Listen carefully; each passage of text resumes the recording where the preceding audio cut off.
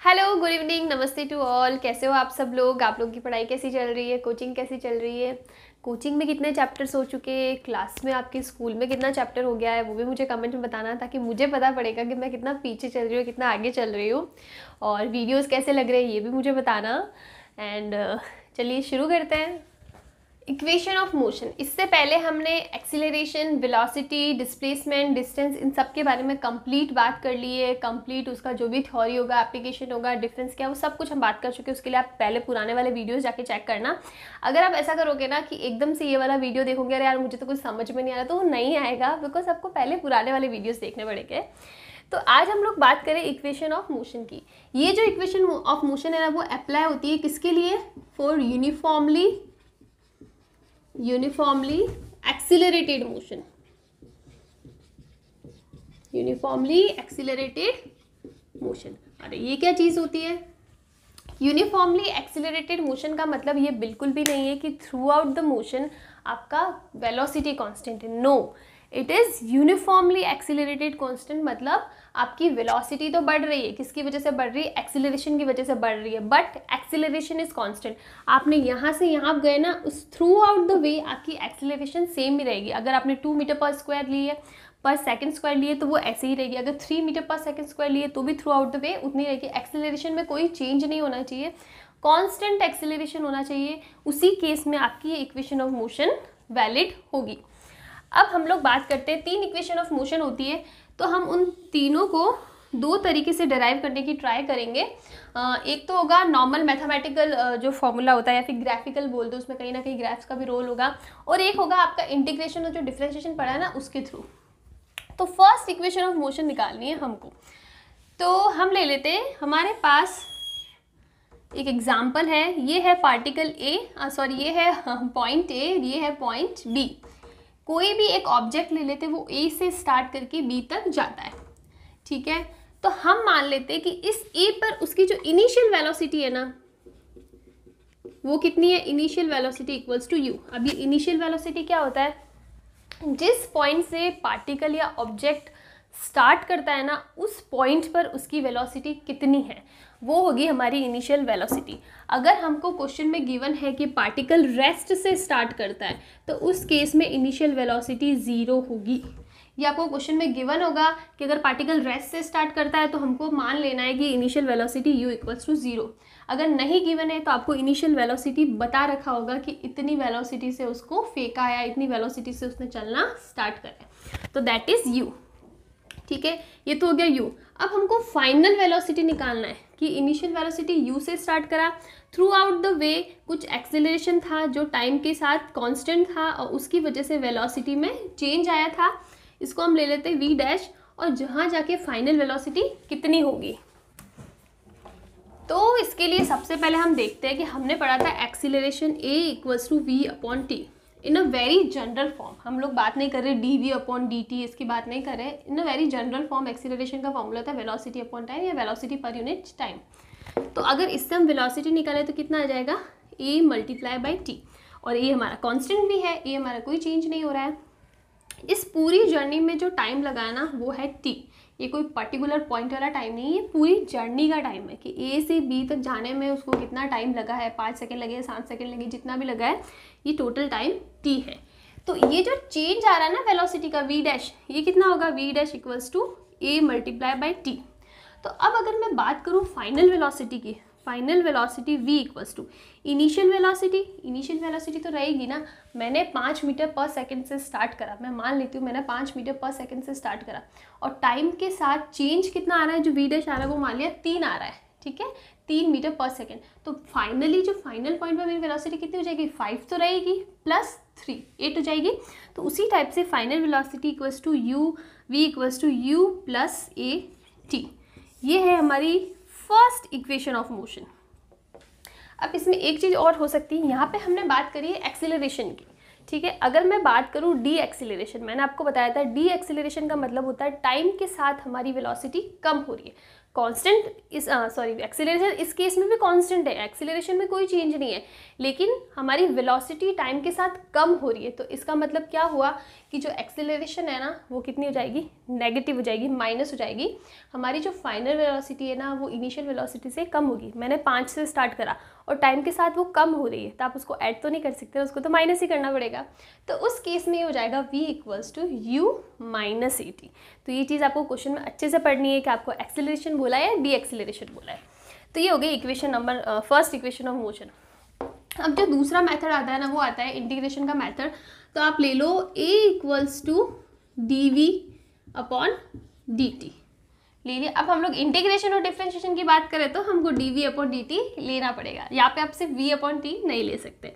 तो इससे क्या हो जाएगा, d v equals to a d t हो जाएगा ना। अब हमको बात करनी है पूरे के पूरे पाथ के लिए। तो जब मैंने बताया था कि आप एक छोटे पोर्शन से पूरे पोर्शन तक जाना होता है, मतलब छोटे छोटे पार्ट्स को, अगर मैं बात करूँ इतना सा dv, फिर मुझे पूरा पूरा लेना, तो इनका सबका सम करना पड़ेगा। और जब सम की बात आती है तो हम क्या करते हैं, इंटीग्रेशन करते हैं। अब यहाँ पे आपको इंटीग्रेशन की लगानी पड़ेगी लिमिट। मैं यहाँ पे बात कर रही हूँ वेलोसिटी की, तो इसने स्टार्ट कहाँ से करा, u से, ख़त्म कहाँ पे करा, v पे। तो स्टार्ट वाली जो इनिशियल जो लिमिट होती है वो नीचे लगेगी u, फाइनल लिमिट v। इसका मतलब u से स्टार्ट करके v पे ख़त्म हुआ। अब यहाँ पे एक्सीलरेशन तो कांस्टेंट है, ये तो बाहर आ जाएगा। और dt टाइम कितना है, t इक्वल्स टू 0 से उसने स्टार्ट करा, मतलब 0 ऑरिजिन से उसने स्टार्ट करा और t इक्वल्स टू t तक ये गया। तो ये कितना हो जाएगा, 0 से लेके t तक। तो इसको हम लिख सकते हैं u v dv equals to a constant है, a को बाहर ले लो, 0 से t dt। यहाँ तक किसी को कोई प्रॉब्लम नहीं होनी चाहिए। सिर्फ आपको लिमिट्स लगानी है, आपको चेक करना है क्वेश्चन में कि कहाँ से स्टार्ट करा। जो d के साथ में होगा ना, d के साथ में v है, मतलब वेलोसिटी है, तो अपन उसी की लिमिट लगाएंगे। यहाँ पे d के साथ में क्या है, टाइम t है, तो हम सिर्फ t की लिमिट लगाएंगे। और एक्सेलरेशन का तो हम बोल ही रहे हैं कि वो कॉन्स्टेंट है, तो जो कॉन्स्टेंट टर्म होगी वो इंटीग्रेशन से बाहर आ जाती है। तो अब लिमिट लगानी है, तो इसको कैसे सॉल्व करेंगे, v minus u, d v का इंटीग्रेशन होता है v, ठीक है। और लिमिट लगानी तो ऊपर वाली लिमिट v माइनस यू, इसमें a कांस्टेंट है, लिमिट लगा दो तो कितना हो जाएगा, t माइनस 0। इसको सॉल्व करो तो क्या हो जाएगा, v minus u equals to a t. और सॉल्व करो तो ये कितना हो जाएगा, v equals to something is wrong, ओ नहीं सही है, तो ये जाएगा v is equal to u plus A t. ये हो गई हमारी इक्वेशन। तो अब देखो दोनों ही टाइप से सॉल्व करके देखो, इक्वेशन सेम ही आ रही है, बस मेथड अलग अलग है। इसमें हमने इन जनरल जो मैथमेटिकल मेथड होता है वो लिया है, और इसमें हमने हमारा इंटीग्रेशन या फिर डिफरेंशिएशन वाला मेथड यूज़ करा है। तो ये है हमारी equation number 1 which is first equation of motion, जिसके अंदर हमको वेलोसिटी दे रखी है, this is final velocity, this is initial velocity, this is acceleration and this is total time t, through out the journey कितना टाइम लगा वो है t। अब हम लोग बात करते हैं सेकेंड इक्वेशन ऑफ मोशन की। सबसे पहले हम लोग ये इंटीग्रेशन डिफरेंशिएशन वाले मेथड की बात कर लेते हैं। तो आपने जो फर्स्ट वाला इक्वेशन ऑफ मोशन निकाली ना, उसमें आपने एक्सीलरेशन लिया था। सेकंड इक्वेशन ऑफ मोशन होती है डिस्प्लेसमेंट से रिलेटेड, तो उसके लिए हम लोग क्या लगाएंगे, डिस्प्लेसमेंट किस में आएगा, डिस्प्लेसमेंट तो इसी में आएगा, v is equal to d s upon d t. Same चीज़ करनी है आपको, डी एस इक्वल्स टू कितना हो जाएगा, v डी टी। अब ये जो v है ना, फाइनल वेलोसिटी, इसकी वैल्यू हमारे पास है, कहाँ से है, जो हमारी फर्स्ट इक्वेशन ऑफ मोशन थी वो क्या थी, u प्लस ए टी। तो हमको ये वैल्यू पुट करनी है, तो ये हो जाएगा d s equals to u plus A t multiply by d t. अब इसको इंटीग्रेट करना है तो हमको क्या लगानी पड़ेगी, लिमिट लगानी पड़ेगी। तो हम लोग इसको लिख देते हैं डी एस इक्वल्स टू, ये हो जाएगा U D T plus A T D t. अब आप देखो कि यहाँ पे डी एस है, डी के साथ में एस है, तो इसका मतलब हमको डिस्प्लेसमेंट की यूनिट लिमिट लगानी पड़ेगी। तो डिस्प्लेसमेंट कैसे होता है, हम लोग यहाँ से यहाँ तक गए, तो ये मान लिया हमने t इक्वल्स टू 0 पे इसकी डिस्प्लेसमेंट पोजीशन 0 थी, और ये यहाँ पे s थी और ये यहाँ पे t था। तो ये क्या लगेगा, 0 से s, मतलब 0 से स्टार्ट का, किसी ऑरिजिन से स्टार्ट करके s डिस्प्लेसमेंट इसने कवर करा है, तो ये 0 से s। अब यहाँ पे d के साथ में क्या है, t, तो t की लिमिट तो सेम ही है, 0 से t। अब इसको सॉल्व कर दो तो ये क्या हो जाएगा, s माइनस 0, और ये मैं एक बार अलग अलग लिख लेती हूँ, 0 से t u dt प्लस 0 से t a t dt। तो ये हो जाएगा s equals to u t। आप लिमिट लगा देना t minus 0 which is t, तो u t प्लस ये हो जाएगा a t square by 2। a तो कांस्टेंट है, आप इसको बाहर ले लेना, पीछे बचा t dt। तो t dt का जो इंटीग्रेशन होता है ना, मैंने आपको बताया था कि अगर एक टर्म होती है तो उसमें क्या होता है t 1 plus 1 upon 1 plus 1 which is t square by 2। तो ये मैंने लिख दिया t स्क्वायर बाय 2 और लिमिट हो गई 0 से t। अब 0 से t में t की लिमिट लगेगी, 0 की तो लगेगी नहीं, तो यही वैल्यू आने वाली है। तो हमारी ये इक्वेशन हो जाएगी s equals to u t plus half a t square. This is our equation number second. ये सेकेंड इक्वेशन ऑफ मोशन है जिसमें हम क्या निकालेंगे, डिस्प्लेसमेंट s निकालेंगे। अगर इसी को हमको डेराइव करना है दूसरे मेथड से तो वो क्या हो जाएगा, हम लोग लेते हैं ग्राफ। ग्राफ है t के बीच में और वेलोसिटी v के बीच में। हम लोग मान लेते हैं कि हमारा पार्टिकल कुछ initial velocity which is u यहाँ से स्टार्ट करता है और टाइम के साथ इसकी वेलोसिटी बढ़ रही है तो कुछ यहाँ तक जाता है। तो ये हमारा टोटल टाइम हो गया t, मतलब हमारा पार्टिकल 0 से लेके t तक ट्रैवल करता है। स्टार्ट करता है इनिशियल वेलोसिटी u से, टाइम के साथ इसकी वेलोसिटी बढ़ के कितनी हो जाती है v, ये हमारी फाइनल वेलोसिटी है। तो अब मुझे निकालना है कि इस जर्नी में उसने कितना डिस्प्लेसमेंट करा, तो वो हम कैसे निकालेंगे।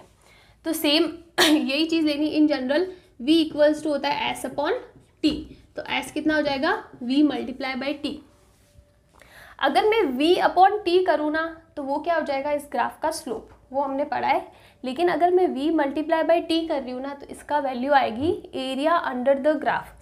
कोई भी दो एक्सिस दे रखी है जिसके बीच में ग्राफ दे रखा है, फॉर एग्जांपल v और t, तो v upon s equals to क्या होता है, v इंटू टी। तो अगर हमको उन दोनों एक्सिस का मल्टीप्लिकेशन चाहिए ना तो वो कैसे निकलेगा, जो भी ग्राफ दे रखा है उसके अंडर का एरिया, इसके बाहर की बात नहीं करनी, ये जो दे रखा है ना हमको इसका एरिया निकालेंगे तो हमारे पास s की वैल्यू आ जाएगी। ये बेसिक मैथमेटिक्स का रूल है ग्राफ्स का, जो शायद आपने पढ़ा होगा। अगर नहीं पढ़ा है तो मैं आपको इधर बता रही हूँ कि जब मल्टीप्लिकेशन की बात करेंगे तो एरिया अंडर द ग्राफ आएगा। बस ये जो एक्सिस है ना ये यहाँ पे होनी चाहिए दोनों, v इंटू टी हमारे पास है तो s हम लोग को निकाल देंगे इसके अंडर का एरिया निकालने के लिए। अब इसका शेप हमको कुछ अलग लग रहा है कि भाई हम इसका एरिया कैसे निकालें। हम लोग स्क्वायर का निकाल सकते हैं, रेक्टेंगल का निकाल सकते हैं, ट्राइंगल का निकाल सकते हैं, इसका एरिया कैसे निकालें। तो सिंपल सी चीज़ है, आप इसको ऐसे कर दो। अब हमारे पास दो शेप आ गए, पहला हो गया ट्राइंगल और दूसरा हो गया रेक्टेंगुलर। अब तो इसका एरिया निकालना बहुत ईजी है। तो क्या हो जाएगा, तो हमको एरिया निकालना which is equals to s. सबसे पहले इस ट्राइंगल के एरिया की बात करते हैं तो ट्राइंगल का एरिया क्या होता है, half into base into height. Half ले लिया, बेस कितना है, ये वाली वैल्यू विच इज़ 0 से t which is t multiply by height, ये कितनी है, तो ये आप निकाल सकते हो। यहाँ पे v है, यहाँ पे u है, तो ये हाइट कितनी हो जाएगी, v माइनस u प्लस नीचे वाली का area which is a rectangle, इसका एरिया कितना हो जाएगा, इसकी हाइट हो जाएगी u और ये लेंथ कितनी हो जाएगी t। आप इसको सॉल्व कर दो, कितना हो जाएगा, half v minus you multiply by T plus U T. अब बात आ गई कि इसकी वैल्यू कैसे निकाले। तो इसकी वैल्यू आप निकाल सकते हो इस इक्वेशन ऑफ मोशन से। अगर मैं लिख दूँ v माइनस यू तो ये कितना हो जाएगा, 80 हो जाएगा ना। मतलब फर्स्ट इक्वेशन ऑफ मोशन से हम लोग कैलकुलेट कर सकते हैं। तो ये हो जाएगा हाफ 80 फिर multiply by T plus U T. आप इसको आगे और सॉल्व करो तो ये हो जाएगा u t plus half 80 square. अब आप देखो दोनों इक्वेशन सेम आ रहे हैं ना मेरी, ये भी इक्वेशन सेम है। चाहे आप किसी भी मेथड से करो, चाहे आप इंटीग्रेशन से करो, चाहे डिफरेंशिएशन से करो, चाहे ग्राफिकल मेथड से करो, चाहे नॉर्मल मैथमेटिक्स रूल से करो, हमारा जो रिजल्ट है ना वो सेम आना चाहिए, वो हमको उससे फ़र्क पड़ता है। ठीक है, तो दोनों ही मेथड में से कोई सा भी मेथड ले लो। देखो आपकी बुक्स में दोनों मेथड गिवन है। तो अगर मैं नीट जेईई की बात करूँ तो उसमें कोई आपको पूछने वाला नहीं है कि अरे इस मेथड से डेराइव करो, उस मेथड से डेराइव करो। लेकिन जब आपके बोर्ड एग्जाम्स की बात करेंगे तो उसमें सब्जेक्टिव क्वेश्चंस आते हैं, तो उस केस में आपको पूछ सकते कि आपको मतलब इक्वेशन ऑफ मोशंस डेराइव करनी है, या तो आप मतलब उसमें गिवन होगा कि अगर आपको इंटीग्रेशन मेथड चाहिए तो आपको ये वाला रूल अप्लाई करना पड़ेगा, ये वाला मेथड अप्लाई करना पड़ेगा। और अगर आपको बोला है कि आपको ग्राफिकल या नॉर्मल मैथमेटिकल का जो रूल होता है उससे करना है तो आपको ये वाला मेथड अप्लाई करना पड़ेगा। वो आपको क्वेश्चन में गिवन होगा, आपको कन्फ्यूज होने की ज़रूरत नहीं है। और नहीं गिवन है तो आप दोनों में से कोई भी मेथड लगा सकते हो। तो this is our equation number second. अब यहाँ पे दी मोस्ट इम्पॉर्टेंट चीज़ आती है कि ये एस क्या है। मैंने तो वैसे बोला है पूरे न्यूमेरिकल में कि एस क्या है, लेकिन जब आप न्यूमेरिकल सॉल्व करोगे ना तब आप उस केस में इतना कंफ्यूज हो जाओगे, ये डिस्टेंस नहीं है, ये डिस्टेंस नहीं है, ये डिस्टेंस नहीं है, मैं 3 बार बोल रही हूँ, ये डिस्प्लेसमेंट है। तो क्वेश्चन को अच्छे से पढ़ना कि उसमें डिस्टेंस बोला है, डिस्प्लेसमेंट बोला है। बिकॉज अगर हम लोग सिर्फ रेक्टिलिनियर मोशन क्या स्ट्रेट लाइन मोशन की बात करें ना कि यहाँ से यहाँ गया और रिटर्न आने की बात नहीं कर रहे, सिंपल यहाँ से यहाँ गया, तो उस केस में तो दोनों ही चीज़ सेम है, डिस्टेंस भी सेम है और डिस्प्लेसमेंट भी सेम है, कोई चेंज नहीं होगा। लेकिन अगर किसी पाथ का चेंज है, यू टर्न कर रहा है, तो उस केस में डिस्टेंस और डिस्प्लेसमेंट बिल्कुल अलग हो जाएगा। ये चीज़ मैंने आपको एक्सप्लेन करी है। तो आपको न्यूमेरिकल को बहुत अच्छे से पढ़ना है कि आपको एस पूछा है, सॉरी डिस्टेंस पूछा है, डिस्प्लेसमेंट पूछा है। अगर डिस्प्लेसमेंट पूछा है तो डायरेक्टली ये फॉर्मूला, ये इक्वेशन लगा सकते हो, अदरवाइज नहीं लगा सकते हो।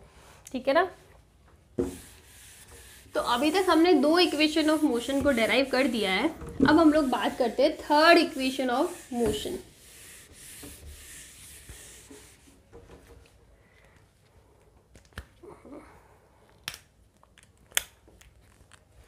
हमारी फर्स्ट इक्वेशन ऑफ मोशन थी v equals to u plus A t. Second equation of motion थी s इक्वल्स टू क्या था, s equals to u t plus half a t square. ठीक है। और हमने जो इक्वेशन सेकंड पढ़ी ना हमारे इस मेथड से, ग्राफिकल मेथड से, तो उसके अंदर हमारे पास क्या आया था, s equals to u t plus half, ये था v माइनस यू था ना, इंटू टी, ये चीज़ थी। अगर मैं इसको इस फॉर्म में नहीं टर्म करती हूँ, इसको ऐसे ही सॉल्व करती तो ये क्या आ जाता, you t plus v t by to minus you t by to होता। अब देखो यू टी माइनस टू कितना हो जाएगा, तो ये हो जाएगा u t by two plus v t by two. मैं टी बाई टू कॉमन ले लेती हूँ, तो ये क्या हो जाएगा, u प्लस वी। तो s equals to u plus v by two multiply by t. और ये देखो u और v का क्या है, एवरेज सम है, तो मैं इसको ऐसे लिख सकती हूँ, s equals to average velocity v bar. ये चीज़ हो सकती है। ठीक है, इसमें कोई प्रॉब्लम नहीं है, इसको हम हटा देते हैं, ऊपर की चीज़ कोई काम की नहीं है। अब सिर्फ हमारे पास ये 2 चीज़ काम की है, which is s equals to u plus v by two multiply by t. Okay, अब हमारे पास जो इक्वेशन नंबर फर्स्ट थी ना, वो क्या थी, v equals to u minus a t, sorry u plus A t. अब यहाँ से हम t की वैल्यू निकालते तो क्या आ जाएगा, v minus u upon a equals to t. अब हमको ये t की वैल्यू इस इक्वेशन में पुट करनी है, तो ये हो जाएगा s equals to u plus v by two and ये हो जाएगा v minus u by a. ये मैथमेटिक्स है टोटली कि आपको t को उस टर्म में करना है कन्वर्ट, फिर उसको कन्वर्ट करना है, ये चीज़ आपको याद करनी पड़ेगी। इसमें कोई कॉन्सेप्ट नहीं है, सिंपल मैथमेटिक्स है, आपको स्टेप्स याद करने पड़ेंगे फॉर योर बोर्ड एग्जाम्स। अगर उसमें ऐसा क्वेश्चन आता है तो नीट जेईई में आपको ये याद करने की ज़रूरत नहीं है, आपको सिंपल इक्वेशन याद करनी चाहिए, उसके अकॉर्डिंग क्वेश्चन सॉल्व हो जाएंगे। तो हम लोग इसको सॉल्व कर देते हैं।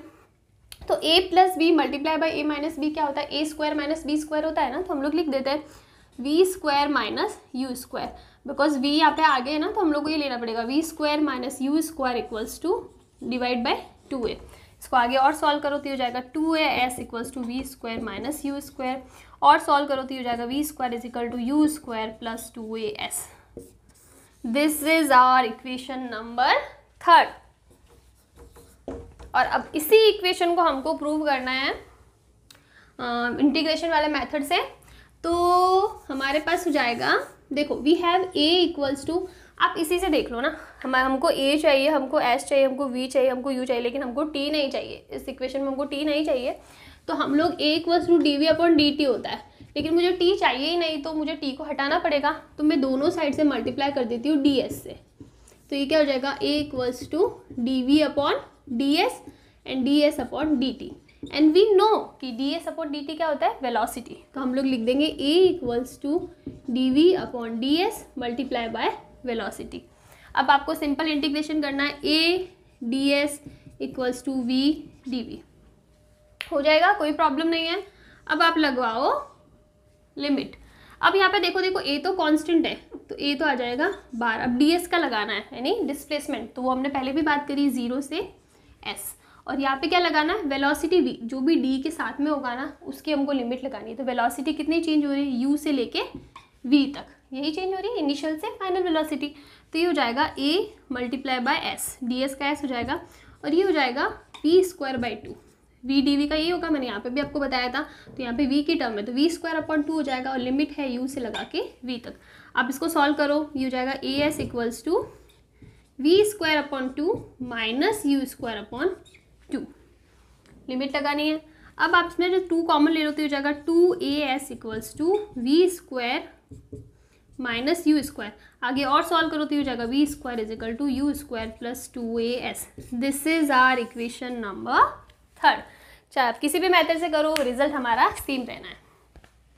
ये बात थी डेरिवेशन की, which is not that important for NEET और जेई या कोई सा भी कॉम्पिटिशन एग्जाम है, बिकॉज आपको कॉम्पिटिशन एग्जाम में डेरिवेशन नहीं पूछते हैं, लेकिन it is important for your board exams. अगर आप बोर्ड एग्जाम्स की भी अच्छे से तैयारी करना चाहते हो, और मैं तो ऐसे बोलूँगी अगर आप नहीं भी तैयारी कर रहे हो तो भी आपको मेथड्स पता होने चाहिए, चाहे आप उनको याद ना करो, बट यू शुड नो कि क्या स्टेप्स रहते हैं, आपको कैसे सॉल्व करना है, कौन कौन से मेथड्स हो सकते हैं, वो चीज़ आपको पता होनी चाहिए।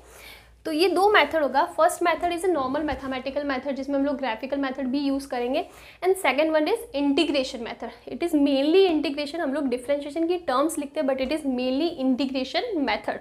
तो दोनों ही मेथड यूज़ करो, आपको तीनों इक्वेशन मिल जाएगी। सो एट दी एंड जो चीज़ मैटर कर रही है वो मैटर कर रही है कि हमारे पास तीनों इक्वेशन आ चुकी है। The first equation of motion is v equals to u plus A t. अगर हम एक्सीलरेशन की बात कर रहे हैं तो डी एक्सीलरेशन की बात करेंगे तो यहाँ पे माइनस आ जाएगा। Second equation of motion is s equals to u t plus half a t square. This s is displacement not distance, ये चीज़ आपको बिल्कुल बहुत ज़्यादा अच्छे से याद रखनी पड़ेगी। And third equation of motion is v square equals to u square plus 2as।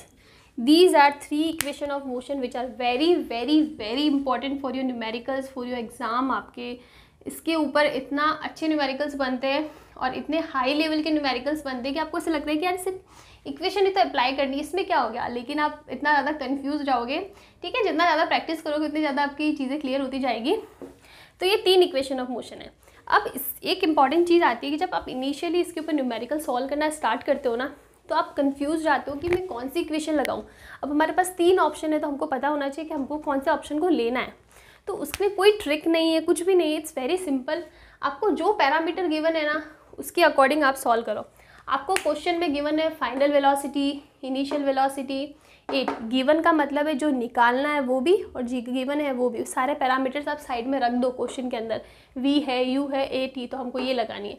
अगर डिस्प्लेसमेंट के साथ साथ टाइम की भी बात कर रहे हैं तो हमको ये लगानी है, और डिस्प्लेसमेंट के साथ साथ टाइम की बात नहीं कर रहे लेकिन वेलोसिटी की बात करें तो हमको ये इक्वेशन निकालनी है। सिर्फ आपको चेक करना है कि कौन सी चीज़ें गिवन है, क्या निकालना है, वो कौन सी इक्वेशन में फिट बैठती है, अकॉर्डिंगली हमको वो इक्वेशन यूज़ करनी है। कोई ट्रिक नहीं है इसके अंदर, कुछ भी नहीं है। ट्रिक क्या होती है यार, ये तो दे तो दी इक्वेशन, आपको इसमें वैल्यूज़ रखनी है बस। तो ये इसमें सिंपली आपको वो पैरामीटर्स चेक करने हैं। तो these are 3 equation of motion. तो अभी तक हमने बात करी इक्वेशन ऑफ मोशन की। अब मैं एक टॉपिक ऐसा कराने वाले जो आपकी बुक्स में नहीं है, लेकिन इससे आपका जो न्यूमेरिकल्स है ना वो ज़्यादा अच्छे से हो पाएंगे, इसलिए मैं आपको ये एक टॉपिक ही बता दूँ, उसको टॉपिक को मैं करवा रही हूँ। तो लेट्स से कि हमने एक पार्टिकल ये पोजीशन ले ली ए, यहाँ से ऊपर फेंका है, इसको स्ट्रेट लाइन लेते हैं विथ वेलोसिटी u। तो u हमारी क्या हो गई, इनिशियल वेलोसिटी।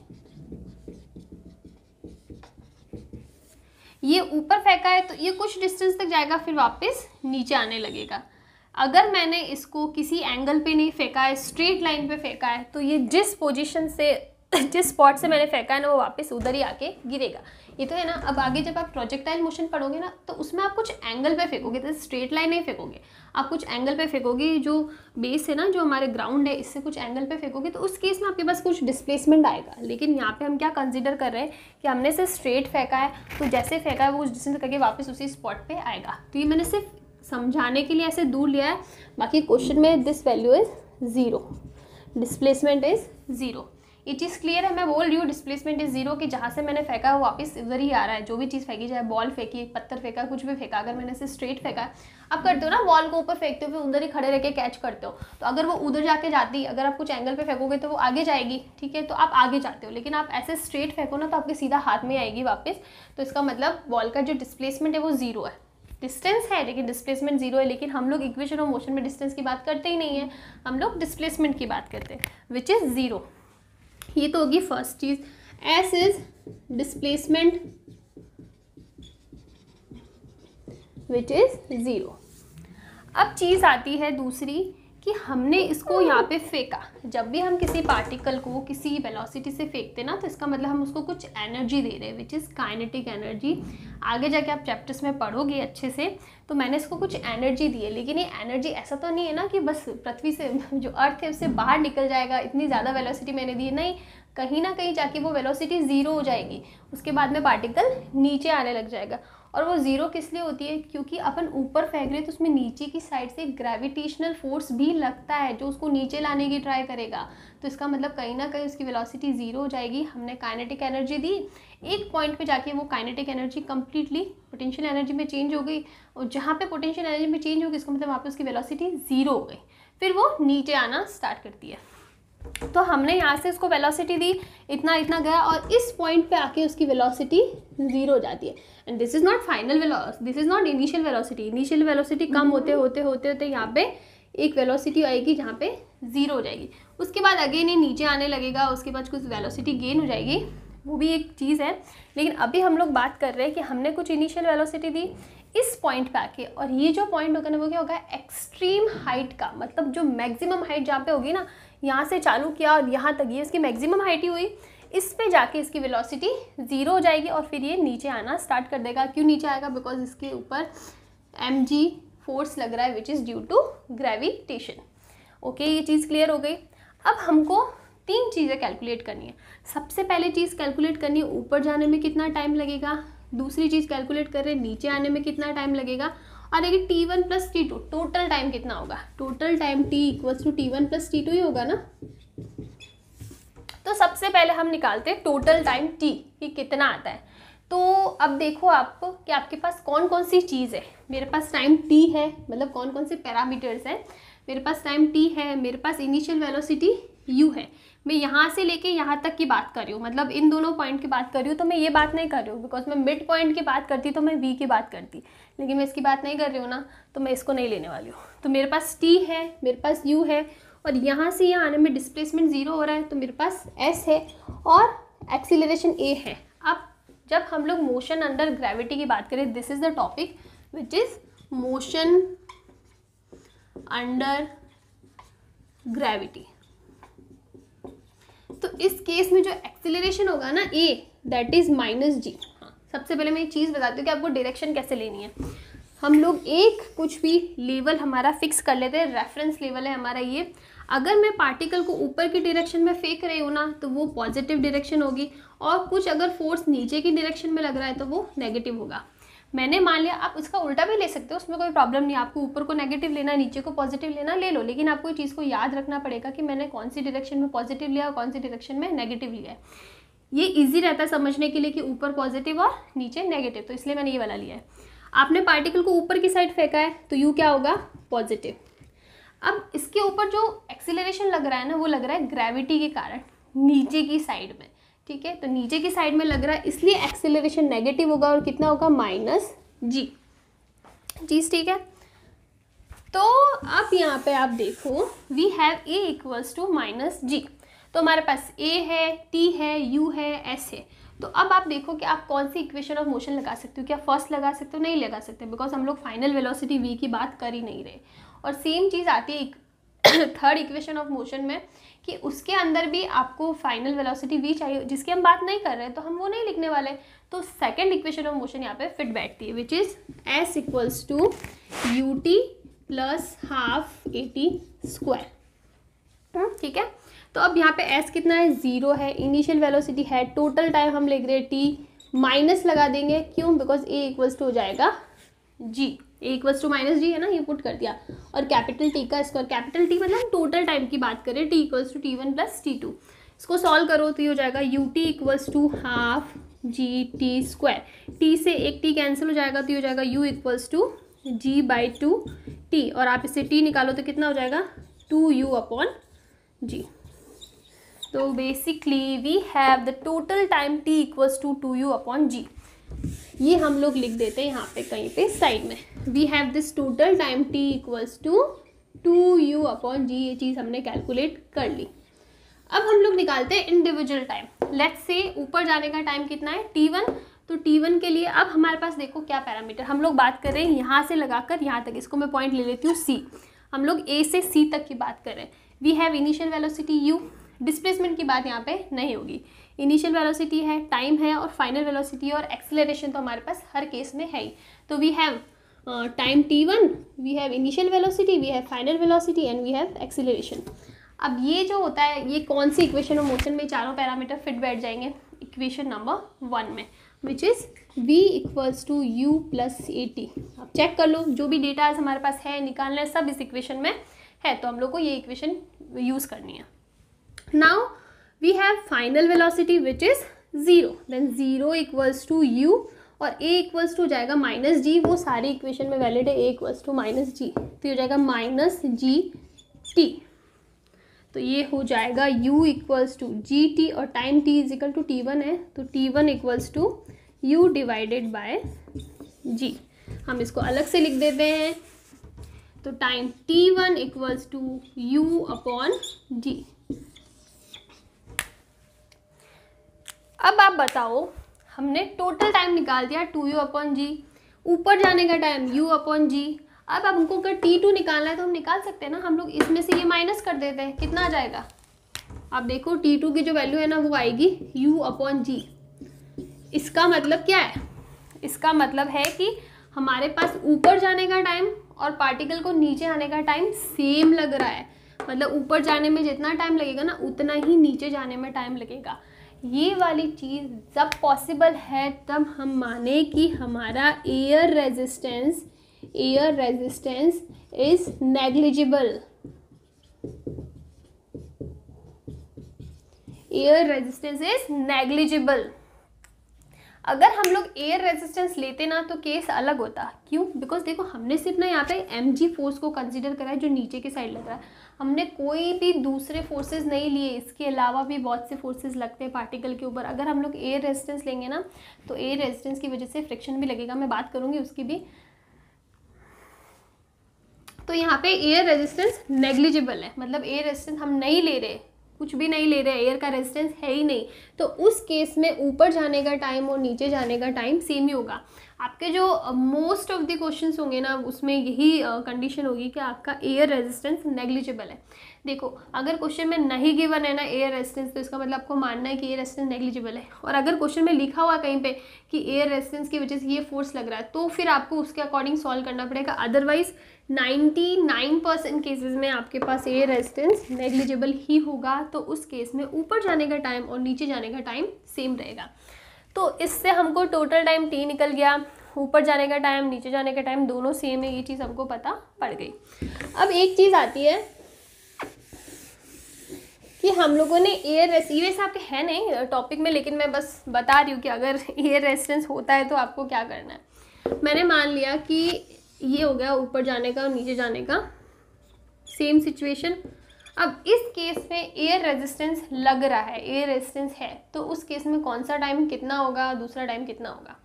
पार्टिकल ऊपर जा रहा है, हम सबसे पहले लेते हैं पार्टिकल ऊपर जा रहा है, ऊपर जा रहा है u वेलोसिटी से, तो ऊपर हमने जो फोर्स दिया है ना वो हो गया u वेलोसिटी की वजह, ऊपर की साइड हमने एनर्जी दिया गई है।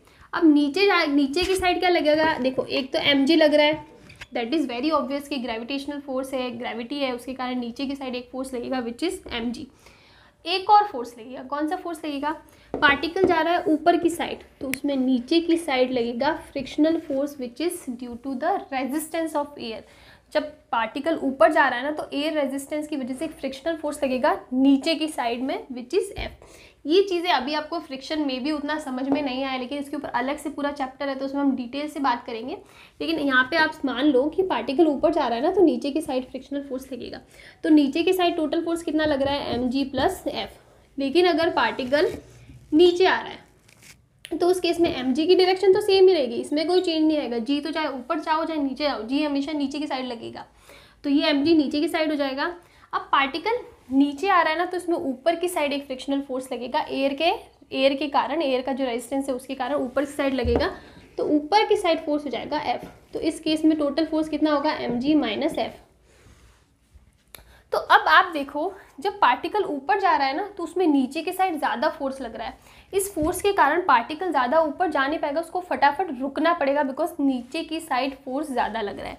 लेकिन जब पार्टिकल नीचे आएगा ना, तो उसमें नीचे की साइड फोर्स इतना नहीं लग रहा है, कंपैरेटिवली कम लग रहा है ना, तो इसका मतलब पार्टिकल ऊपर कम टाइम में जाएगा और नीचे ज़्यादा टाइम में आएगा। तो which means T2 is greater than T1। The reason is कि T1 यानी ऊपर जाने के केस में नीचे की साइड फोर्स ज़्यादा लग रहा है, और ऊपर जाने के केस में नीचे की साइड फोर्स ज़्यादा लग रहा है, और जब पार्टिकल नीचे आ रहा है ना, तो फोर्स कंपैरेटिवली कम है। तो इसका मतलब ये टाइम ज़्यादा होगा और ये टाइम कम होगा। ये कब होगा, जब हम लोग एयर रेजिस्टेंस को लेते हैं। वो आपको क्वेश्चन में गिवन होगा, और बेबी इस पे डायरेक्टली क्वेश्चन आ सकता है, कोई न्यूमेरिकल की ज़रूरत ही नहीं, सिंपल आपको पूछेंगे अगर एयर रेजिस्टेंस लग रहा है तो टाइम पीरियड में क्या रिलेशन होगा, T1 equals to T2, T1 is greater than T2 या फिर T2 is greater then T1। तो आपको ये ऑप्शन करेक्ट करना है। तो ओके, आज के लिए ठीक हो गया। सारे के सारे हमने जो भी बेसिक थ्योरीज होती है ना मोशन अंडर ग्रेविटी की, वो हमने पढ़ ली, हमने इक्वेशन पढ़ ली। अब इसके बाद का जो वीडियो आएगा ना, वो कंप्लीट न्यूमेरिकल पे आएगा मोशन अंडर ग्रेविटी के अंदर। मे बी वो लंबा हो सकता है, बिकॉज जो भी क्वेश्चंस मुझे इंपॉर्टेंट लगेंगे ना, मैं करवाऊंगी, कि जिनमें एक एक कॉन्सेप्ट मतलब कवर हो रहा है। ऐसा नहीं कि एक ही कॉन्सेप्ट पे 4-5 क्वेश्चन करा दूंगी, फिर तो मैं 1 महीने तक किसी क्वेश्चन ही कराती रहूँगी। तो कल की वीडियो में वी विल ट्राई कि हम जितने भी इंपॉर्टेंट न्यूमेरिकल्स है ना, वो सारे के सारे कवर कर ले, तो वो हम लोग करेंगे। उसके बाद में कुछ 1 या 2 टॉपिक रहते हैं जो आपकी बुक्स में या फिर आपकी जो NCERT की बुक में तो नहीं गिवन है, लेकिन उसके ऊपर न्यूमेरिकल्स आते हैं, रेन प्रॉब्लम, रिवर प्रॉब्लम, तो उसकी हम लोग बात कर लेंगे। तो आज के लिए ठीक है, न्यूमेरिकल्स नहीं करवाते, कल करवाते। एंड आप इसको अच्छे से करना और ट्राई करना कि मेरे बिना करवाए भी आप पहले न्यूमेरिकल्स खुद से कुछ जो होंगे वो करने की ट्राई करो। And thank you.